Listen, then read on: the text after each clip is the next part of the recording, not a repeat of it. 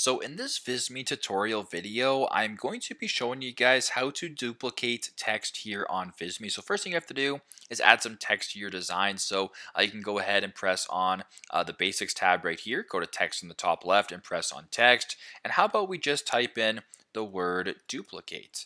Just to make it simple right here, we'll go on duplicate. Now, if you want to duplicate the text, what I'll do actually is I'll add some effects to the text here. So I'll go ahead here, I'll add a strike through.